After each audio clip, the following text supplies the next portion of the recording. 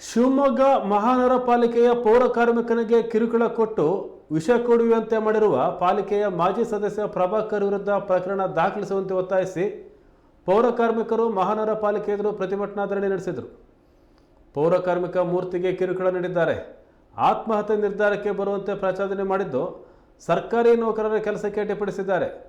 ಜಾತಿ ನಿಂದನೆ ಪ್ರಕರಣ ದಾಖಲು ಮಾಡಬೇಕು. ಸ್ಥಳಕ್ಕೆ ಜಿಲ್ಲಾಧಿಕಾರಿ ಗುರುದತ್ ಹೆಗಡೆ, ಎಸ್ಪಿ ಮಿಥುನ್ ಕುಮಾರ್, ಶಾಸಕ ಚನ್ನಬಸಪ್ಪ ಭೇಟಿ ನೀಡಿದರು. ಎಸ್ಪಿ ಮಿಥುನ್ ಕುಮಾರ್ ಅವರು ಮನವಿಯನ್ನು ಪಡೆದುಕೊಂಡರು.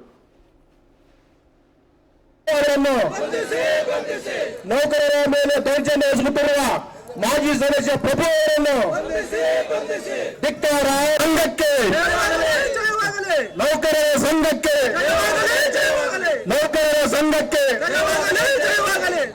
ಎಲ್ಲ ನೌಕರರು ವಿರೋಧಿ ಪ್ರಭುಗೆ ಹೇಳಿ ಧಿಕ್ಕಾರ.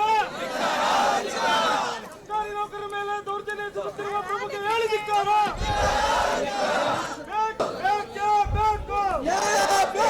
ಬಂಧಿಸಿ ಬಂಧಿಸಿ ಹೋರಾಟ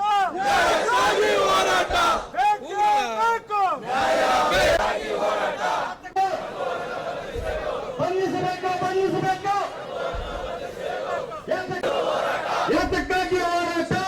ಬಂಧಿಸಿ ಬಂಧಿಸಿ ಬಂಧಿಸಿ ಅನ್ಯಾಯ ಅನ್ಯಾಯ ದಲಿತರ ಮೇಲೆ ದೌರ್ಜನ್ಯ ಎಸಗುತ್ತಿರುವ ಪ್ರಭುಗೆ ಹೇಳಿ ಧಿಕ್ಕಾರ. ಏನು ಇವತ್ತು ಮೂರ್ತಿಯವರ ಮೇಲೆ ಮಾನಸಿಕವಾಗಿ ಹಿಂಸೆ ಕೊಟ್ಟಂತಹ ಮಾಜಿ ಕಾರ್ಪೊರೇಟರ್ ಆದಂತಹ ಪ್ರಭು ಅವರನ್ನು ಈ ಕೂಡಲೇ ಬಂಧಿಸಬೇಕು ಹಾಗೂ ಅವರ ಮೇಲೆ ಅಟ್ರಾಸಿಟಿ ಕೇಸನ್ನು ಕೂಡ ಬುಕ್ ಆಗಬೇಕು.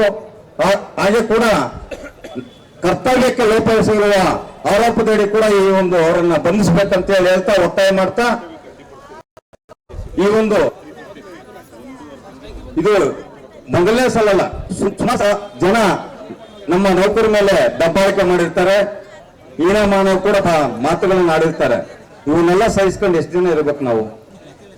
ಬೀದಿ ಕಸ ಆಯುವ ನಮ್ಮ ಪೌರ ಕಾರ್ಮಿಕರ ಮೇಲೆ ಪದೇ ಪದೇ ದೌರ್ಜನ್ಯ ಎಸಗುತ್ತಿರುವ ಯಾರ್ಯಾರಿರ್ಬೋದು, ಯಾವುದೇ ಪ್ರಭಾವ ಇದ್ರೂ ಕೂಡ ಅವ್ರನ್ನ ಈ ಕೂಡಲೇ ಬಂಧಿಸಬೇಕು. ಬಂಧಿಸೋ ತನಕ ನಾವು ಈ ಒಂದು ಮುಷ್ಕರವನ್ನು ಕೈ ಬಿಡುವುದಿಲ್ಲ ಅಂತ ಹೇಳ್ತಾ, ಹಾಗೆ ಕೂಡ ಎಲ್ಲ ಸಾರ್ವಜನಿಕರು ಈ ಒಂದು ಹೋರಾಟಕ್ಕೆ ಸಹಕಾರ ಕೊಡಬೇಕಾಗಿ ನಾನು ಈ ಸಾರ್ವಜನಿಕರಲ್ಲಿ ಮನವಿ ಮಾಡುತ್ತೇನೆ.